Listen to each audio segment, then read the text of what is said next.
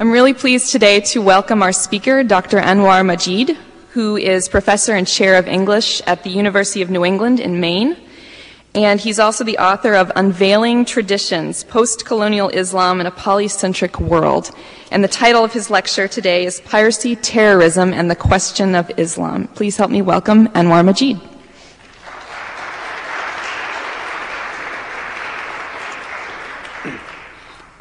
Thank you. I'm very honored to be here today in this historic landmark. I was told I have about 40 to 45 minutes. So what I'm trying to do is I'll say what I have to say in about 20, 25 minutes, and hopefully there'll be enough questions to fill the remainder of the time. The title of the presentation is a little bit pretentious. It implies that I'm going to be covering a lot of history, piracy, terrorism, and the question of Islam. But the best way for me to do so is if I take a global approach and try to understand American-Muslim relations since basically the first Americans or the first Europeans came to the United States, came to the Americas, and eventually developed a culture that continually kept clashing with Islam as a religion and an ideology. So, having said this, I do think that there is some form of clash of cultures going on in between the United States and Islam, and has been going on since the Mayflower came to this part of the country, and the Pilgrims brought with them a set of ideologies and beliefs that were inherited from the long European tradition or the Christian rivalry with Islam. But and so in that sense, the clash is not new. And then the colonial heritage with its strong utopian impulse and missionary zeal over time and gave way, combined with the ideas of the Enlightenment, gave way to the American Revolution, which renewed and gave a new impetus to this missionary zeal that had been embedded in the colonial mindset from the early days of the settlement. And it is this form, this mindset that interests me. And this mindset that kept clashing with what is seemingly an unchanging culture in North Africa and the Middle East.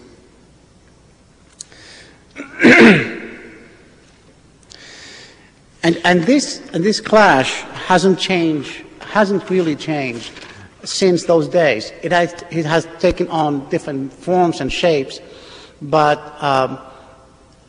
in other words, my contention is that the messianic universalist mindset, American mindset, kept clashing against a very strongly tribal, equally universalist mindset embraced by people of the Islamic faith. But when the Americans acquired their independence, they found themselves confronting a series of states, what I would like to call dysfunctional states. They're basically regencies plus Morocco, Ottoman regencies, plus the sovereign nation of Morocco, which operated under different political guidelines. And these regencies had established a culture of resentment and revenge. The revenge that goes back all the way to the days of the Spanish Reconquista, when the Muslims and the Moors and the Jews were expelled from Spain, and then they had come to the North African shores to establish little fiefdoms, little enclaves from which to launch maritime forms of jihad against Spanish vessels and eventually all Christian vessels entering the Mediterranean. And they had managed over time to reach all the way into Britain and Iceland and create a harassment in those places and come back to their enclaves. What's interesting about the American Revolution, what the American involvement in this episode, is that the Europeans, major European powers like Britain and France and many other minor powers or mainly commercial nations like Denmark and Sweden, gladly accepted to pay tribute to these Barbary states. But the Americans were never quite comfortable doing so. In one case, they complained, when the Barbary states demanded annual tribute in order for them to have peace with the United States, many Americans were baffled by such a proposition. I mean, why pay to have peace? It doesn't make any sense. But that had become the income of some of these regencies, and also a tool of diplomacy in extracting all sorts of privileges from the European powers. In my view, so during the age of the American Revolution, before this episode became a major national issue in the United States, many members of the revolutionary generation of the founding fathers, for example, like Jefferson and so on, had a very overall negative view of Islam. They saw Islam as fostering tyranny, something amply demonstrated in Bob's book, The Crescent Obscured, and of course their form of governance was corrupt, their commerce negligible, and it's simply a culture that is that's absolutely not to be imitated or to be in any ways appreciated. The American Revolution was standing for radically different ideals. Interestingly, I think that Jefferson got most of the picture right. At that time, a lot of these Barbary states were in decline, they had no major governance structure, all of the North African states, and there were many coups that made any stability impossible in such regencies and nations. And they had no appreciation whatsoever for the modern dictates of commerce, because the system was, in American views, and rightly so, given the tenets of the Enlightenment and the emphasis placed on the connection between trade and liberty, the system looked corrupt. But even meanwhile, on the other side, the Muslims were justifying their raids against Christian and American vessels, vaguely under the in the name of a form of jihad. Christians were fair game because they had a long history of rivalry with them, and one could, unless they signed a peace treaty with such states, they were open to such attacks. But what most interesting is that underlying such a policy was a decline, a civilizational and cultural decline. One can see this even in my native country of Morocco, and I just recently talked about a very interesting historical figure, Sidi Mohammed bin Abdullah, who was the first, by the way, Sultan to recognize the independence of the United States, probably the first country to recognize the independence of the United States, who had opened Morocco tremendously to commerce and trade with a lot of European and even European powers and the United States. He spent his entire life chasing rebels and trying to sort out, his succession among his children.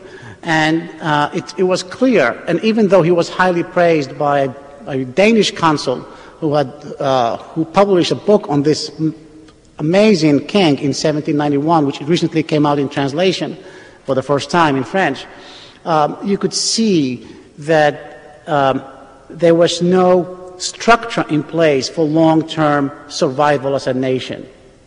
But what you don't see, what complicates Jefferson's picture of a despotic Islamic rule, which was universally held among Americans, was that the Sultan, in many declarations, decrees, and treaties, constantly emphasized a very strong humanitarian approach, so that he would go through meticulous detail to exclude certain people from captivity if ships were to be captured, vessels that were excluded from corsairs' attacks. And these vessels would be carrying wheat and foodstuffs to other parts of the globe, not just Morocco, but other parts of the globe, on the grounds that there might be a famine in such places and so on. People over the age of 70, women and children, are in no circumstances to be captured and enslaved. So there is, and also very keenly aware of power relations among European nations.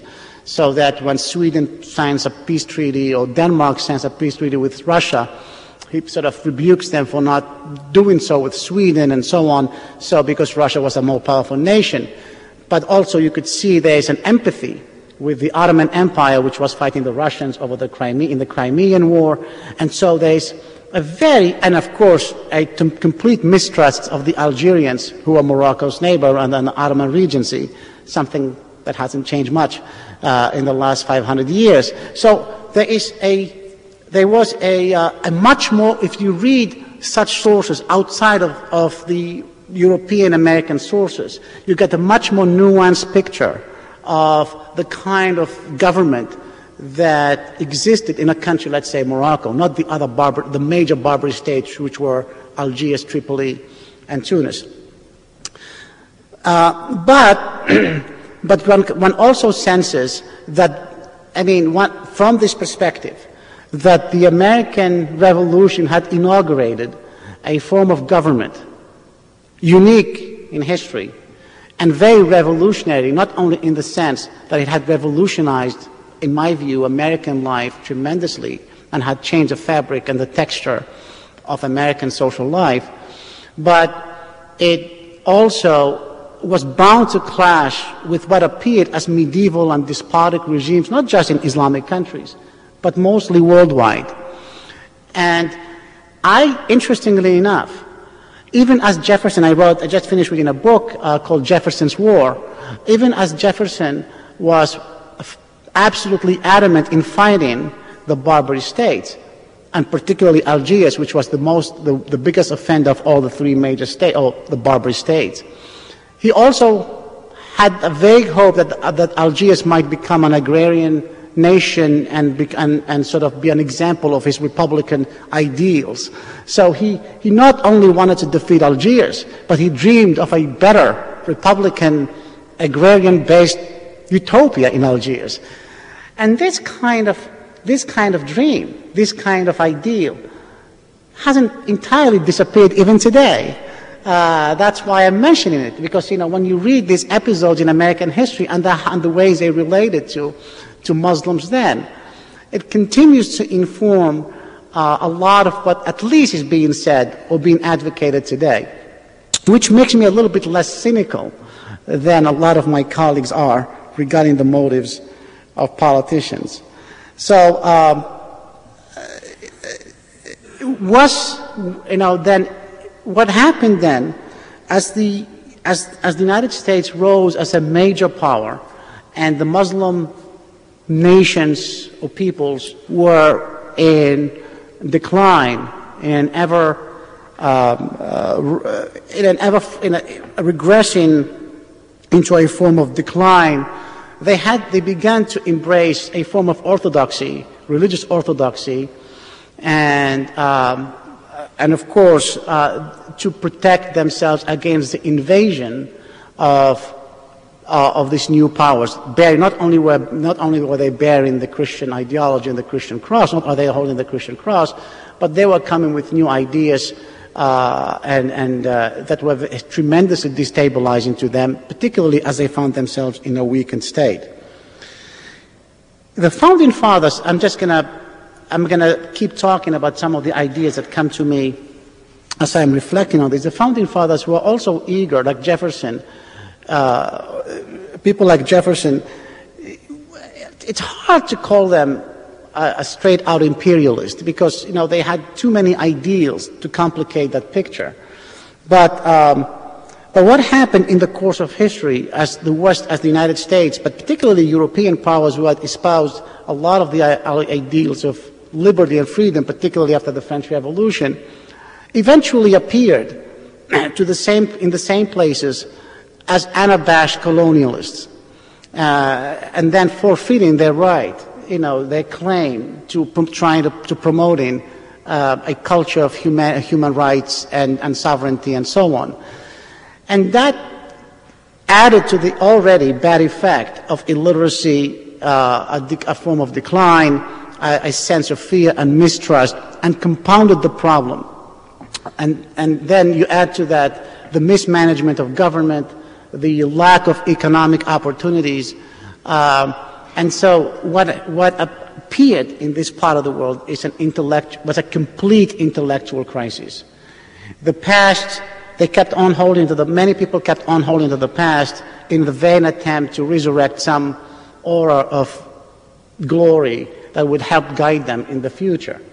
But that past is it's more problematic than they assume it to be, and very often they gloss over it in very dangerous ways, absolutely refusing to see the messiness in the details. And so basically, when I look at the issue of piracy and I look at the issue, let's say, of terrorism today, what I see is they appear to me as symptoms of a larger form, not only of a clash of cultures, which I'm comfortable using clash of cultures because perhaps not in the Huntingtonian sense, but it is a clash of cultures and mindset. And what I see is really from my side is as an inability on the part of many Muslims, if not most Muslims, to make sense of the crisis afflicting them, the intellectual crisis afflicting them. And this I see on one hand. On the other hand, what compounds again what makes a solution to such a crisis extremely difficult is that the laws of global capitalism, and I keep saying this to my friend Jack and other people, is that the global economic structure is continually dividing the world into a group of a few privileged people and a larger masses of impoverished and alienated people. And they happen to be mostly in the parts of the world that are already afflicted by a lot of other economic and political and social problems. So for me, what is happening, what I'm seeing, if I have to sum up the picture, if I have to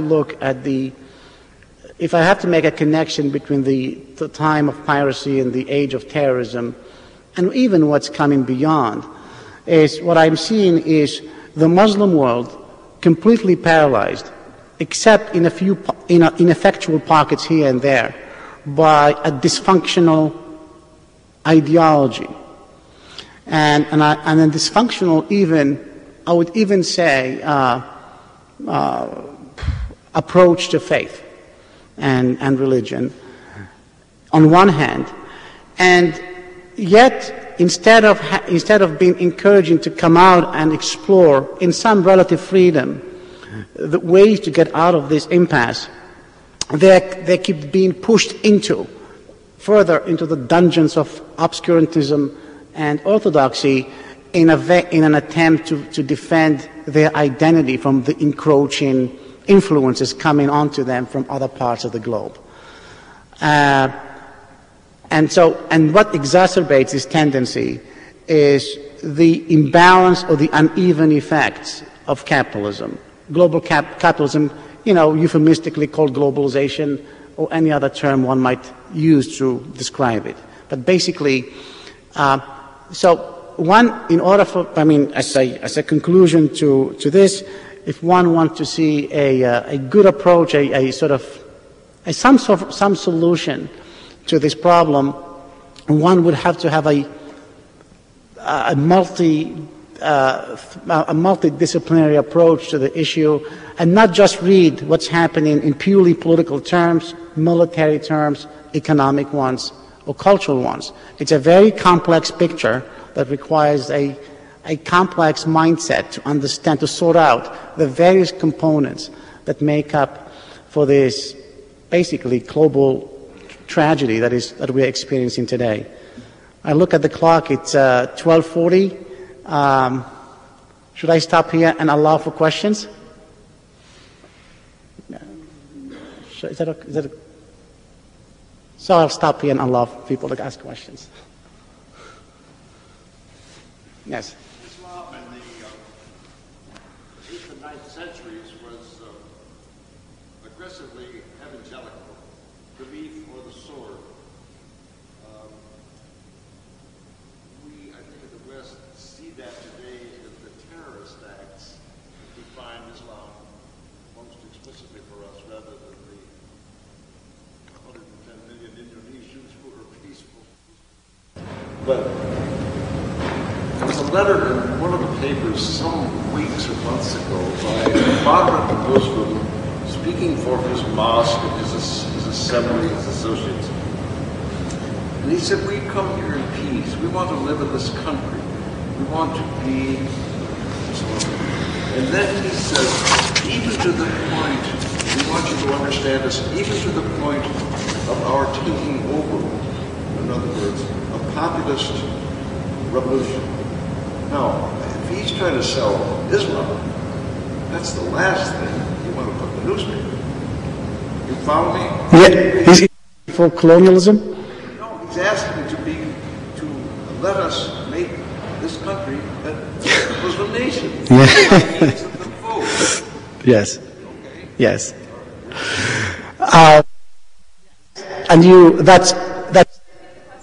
What he's saying is that, interestingly enough, there's someone who wrote a paper in a newspaper, a letter in a newspaper saying, I come here in peace. He comes across as a moderate Muslim, saying that he's coming to this country in peace, and to please allow him to convert this country to Islam, basically. And so, which is a paradoxical sort of gesture, on one hand seeking recognition and understanding, on the other hand underlying that is displaying that form of aggressiveness that people find objectionable. Right. I think that's one of the manifestations of the crisis in the Islamic mindset, of the Islamic mind. There is a tribalism. There is a form of a form of intense loyalty to some principle, as if abandoning it would bring about the apocalypse or the end of the world, which makes them absolutely incapable, many Muslims absolutely incapable of imagining a world without that evangelical impulse. And they don't understand, and the irony and the sad part about all of this, they don't understand the contradictions. They don't even realize the contradiction in their own way of thinking. And that is a problem that's not only affecting, and it's not a problem that exists in the United States, but in countries like Morocco as well, which is a relatively liberal society. But it's extremely difficult to engage people who have a strong belief or have a fundamentalist view of the world, to contemplate the possibility that others might have an equally fundamentalist view of the world that is probably as good in their mind as theirs is. So in effect, what happens very often is people with this sort of way of thinking it's nearly impossible for them to look beyond their own belief systems. I know. Huh? Okay, yeah, somebody in the back. Yeah, I have a comment and a question. The comment is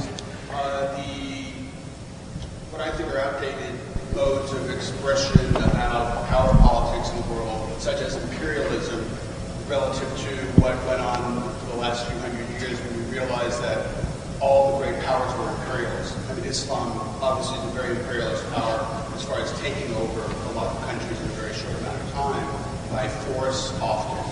And certainly Morocco in Spain was an empire there. So we all are tarred with that brush, so I would like to just sort of say that. But the other question I have is relative to your comment about capitalism. Yes. World capitalism. And I'm wondering if you read Fareed Zakaria's recent book on freedom, where he talks about democracies versus constitutional liberalism, and the importance of capitalist, well, let's say free markets in laying the foundation for democracy, rather than direct elections. Oh, I see. Yeah, I don't know if you're familiar. Yes, I vaguely, I read, I think I may have read bits and pieces of it, either in Newsweek or some other part, but not the book. It's, you know, what I'm interested, you know, I do my very best not to, really, and honestly, not to stay trapped in a very ideological mindset. What I'm trying to understand is the impact of various dominant ideologies and whether they're working in all cases or are creating imbalances and frictions.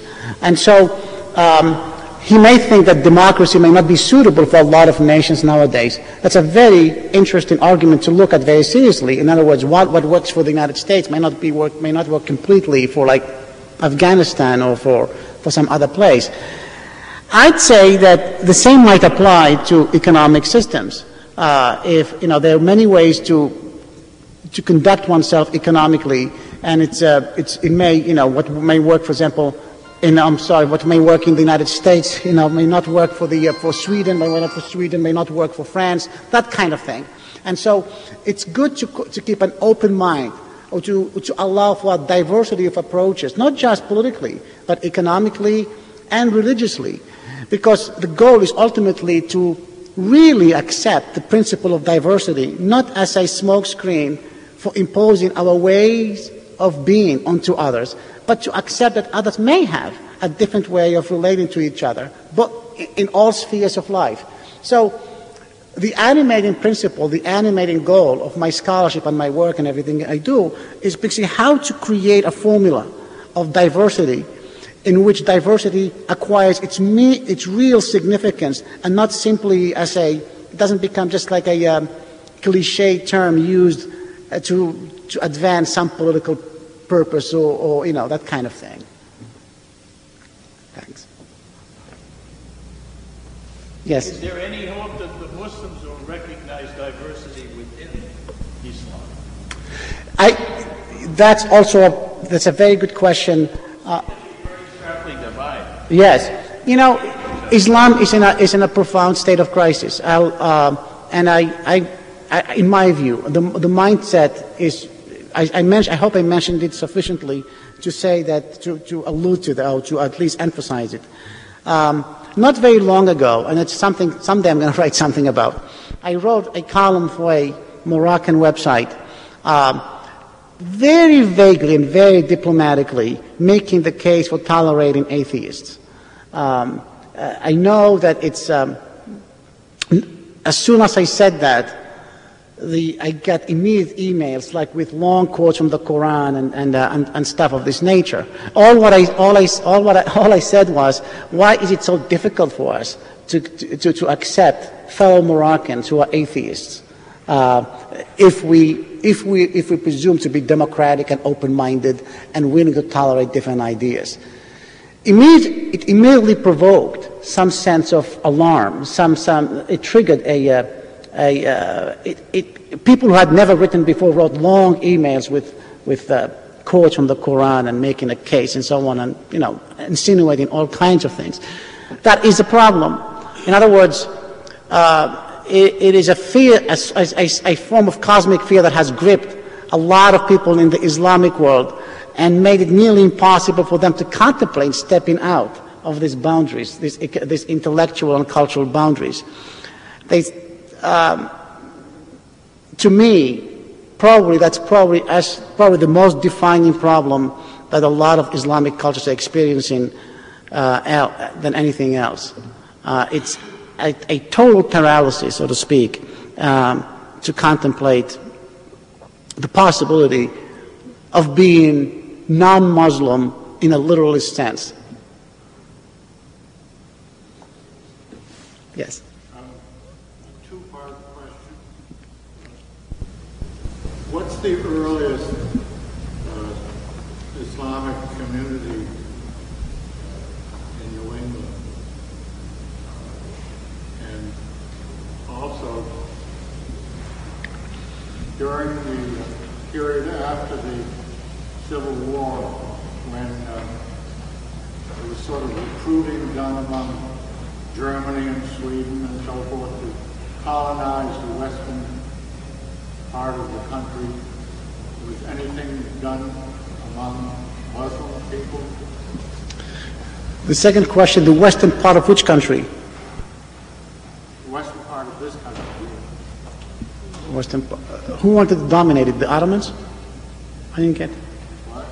I didn't get the second part of the question. I'm sorry. Well, after the Civil War, Yes.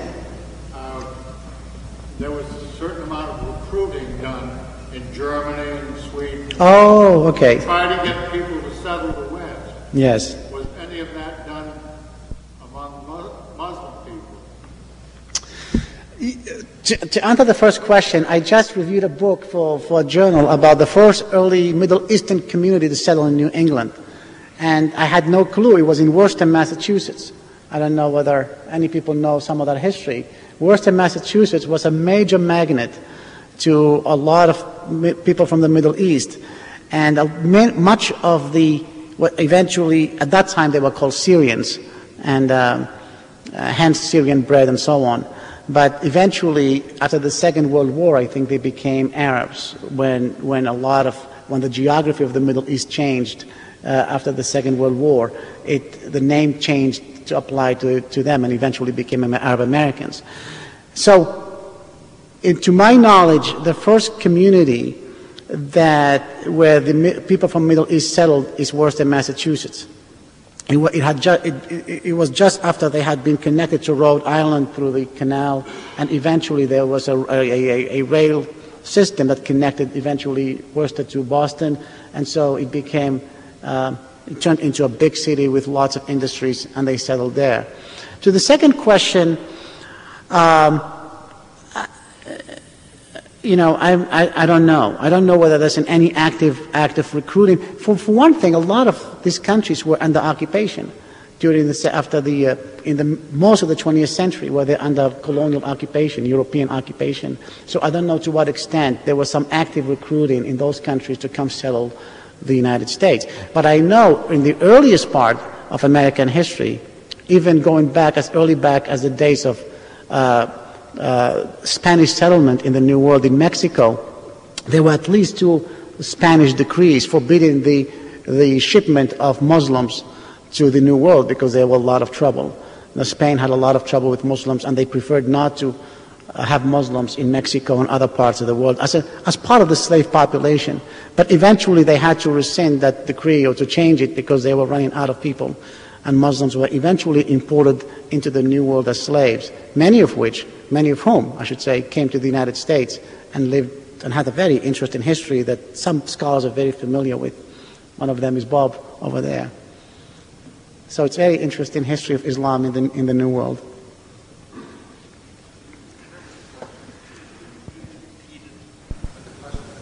Oh, okay. Okay. Any questions? Yes.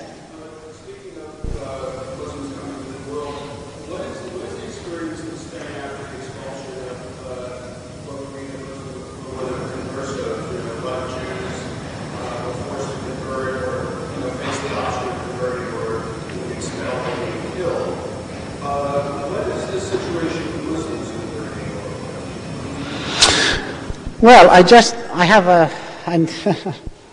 a new book on this. The question is, what is the experience of converts, Muslim converts in Spain after 1492? And the quick answer to that is persecution. They stayed for a while very tenuously, and they were under tremendous pressure to convert, and even conversion eventually was not enough. They had been made suspect. And a lot of Muslim activities like bathing, for example, was suspect. Anybody who was bathing too much was considered a Moor, a Muslim. And there are a variety of practices. Eating couscous is one of them. And eating certain foods. So they were watched. They were profiled very, very carefully.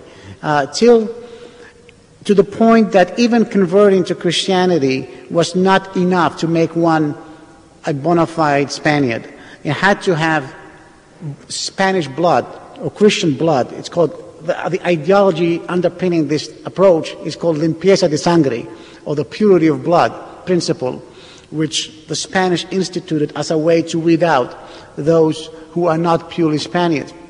And in my view, I have in my new book, that's why I say that is probably the first instance, and that's not my claim, it's a claim that's borrowed from other people's work.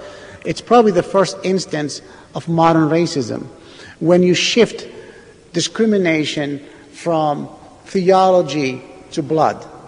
And in that, you're switching from the realm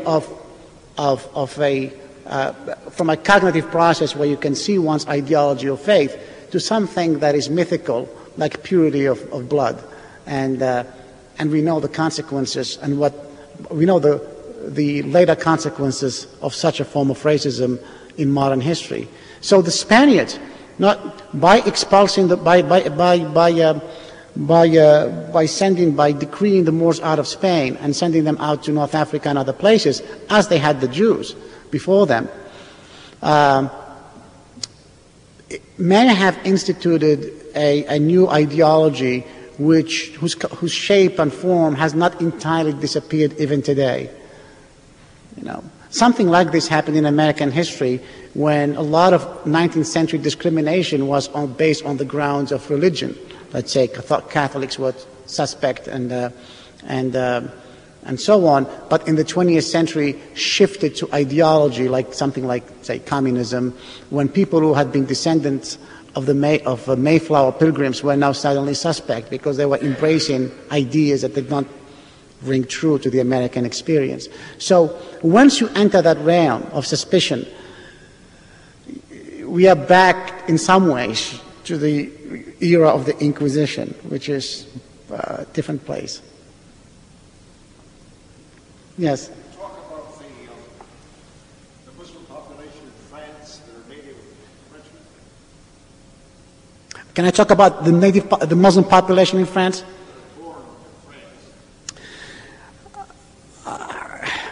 I know about them only what's on the papers, and they seem to be going through a major problem of their own with the French government regarding laws of secularism or laïcité, which is the more proper term they use in France.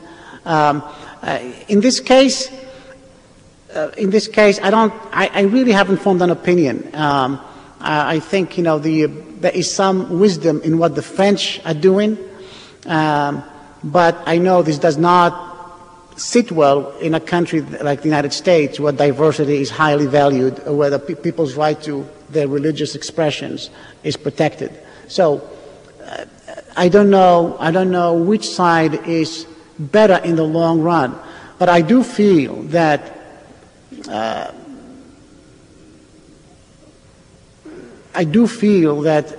there needs to be a radical change. That's for sure, in the way that Muslims approach their identity and their way of thinking and their cultural experience. You don't really believe that, do you? I do. There's not going to be a radical change. No, I'm not talking about France. I mean, in general. I'm talking in general. I'm not talking about the experience in France. I mean, the question in France is limited to should one wear a veil or not in the classroom, right? Well, that's a symptom. That's a symptom. But I do believe that there needs to be a cultural change, intellectual change. Can you afford to believe in radical change in ideologies as deeply rooted as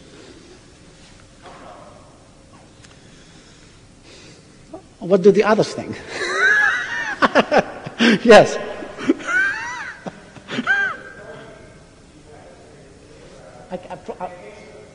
Yes.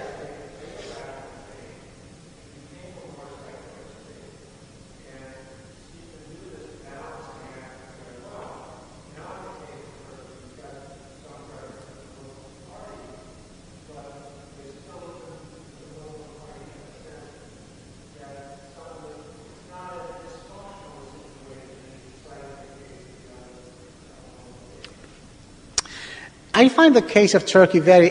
he's asking about the case of Turkey, which seems to be doing better than most other Muslim states, if I may paraphrase your question. The case of Turkey is interesting to me because there is a grassroots, there is a growing grassroots Islamization of society. As more of the dictatorial rules of the military are being relaxed, and relaxed as a condition of becoming part of the European Union. That's one of the major conditions on the table for Turkey to accede to the European Union, is to have a truly functioning democracy. As the military oversight over the Turkish society is being relaxed, it would seem that that Islam is coming back as a cultural expression, perhaps not as a radical form of ideology, but at least it's coming back. Which raises another interesting issue, is how does one create freedom within a society that's so, again, I have to keep coming back to this intellectual crisis or impasse or conundrum in the Islamic world, because how does one open up freedoms when there is such a passionate attachment that's not open to any negotiation whatsoever in a lot of people's minds? How does one create opportunities of diversity of thought, expression in such cultures? That's why I keep coming back, that fundamentally this is a major intellectual and cultural issue that has to be addressed independently of the clash of cultures and civilizations. Yes.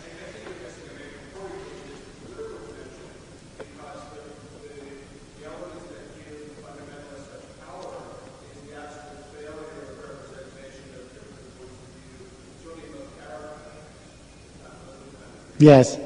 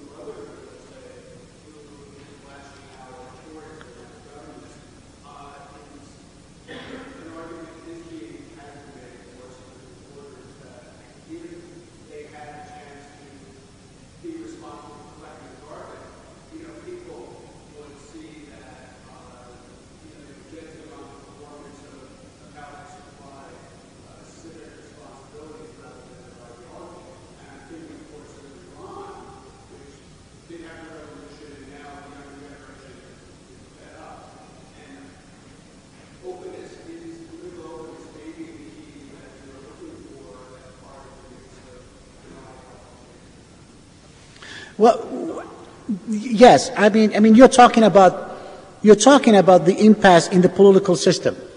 You're talking about, yes, and that's why the founding fathers, that's why the Americans in the age of piracy, during the crisis with the Barbary states, were so thoroughly offended that they would be hassled by such a bunch of losers, basically, who had they had no strong navy. They had a few ships that of no consequence. Their political structures were utterly corrupt. They had no commerce to speak of except that kind of thing. But when we put this in perspective, what one sees is that the United States and soon after that, and after the French Revolution, much of Europe were able to adopt a new form of governance, a new form of political system, new form of political systems that enabled them, that unleashed all sorts of powers. Maybe that's a second revolution in modern Western history after the Protestant Revolution. Who knows? But it enabled them to be creative and unleash a variety of powers that had been constrained and repressed in the Islamic world to this day. There has been no equivalent of such an unleashing, if you want, and that it's as if, and the reasons for that, one could explain the reasons for that as being constantly on the defensive. That because they're always on the defensive, they're defending their identity against the encroaching ways of the others, Europeans, Americans, Chinese, Japanese, whatever. They find themselves retreating constantly into a belief system that is making them even more paralyzed and dysfunctional. So it's a vicious cycle that is happening, and which is why I talk about relieving the pressure, economic and political pressures on these societies to negotiate their destinies in as much freedom as possible without having to blame others for their shortfalls, or for their shortcomings.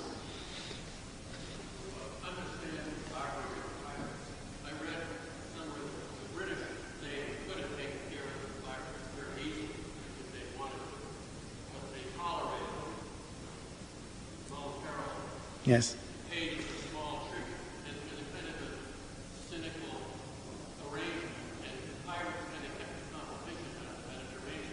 Yes. Yes. Yes. Yes. Yes. As far as the best I know, that's the case. The British incited repeatedly at least they implicitly sort of encouraged some of the Barbary states to give a hard time, let's say, to Americans, because for obvious reasons, because the American Revolution and the British didn't like much of what happened, right? I'm like, so that's the main explanation for why the British. It's interesting enough that the Americans then, as they are now, they didn't find initially a lot of allies in confronting the Barbary states and inflicting and sort of confronting them and forcing them to stop doing what they were doing.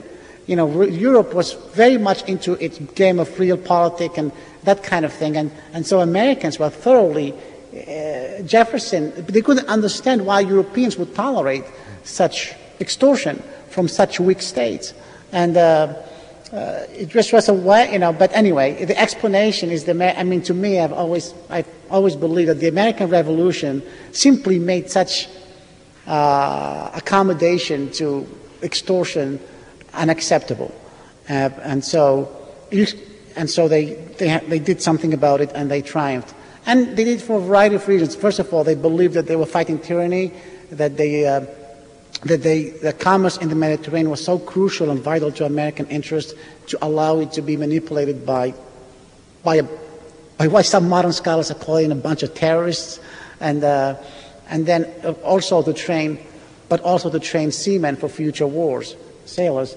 and a lot of Americans who had participated in the Barbary Wars eventually became heroes of the War of 1812, the British. So there was a training ground for a lot of American seamen to do so.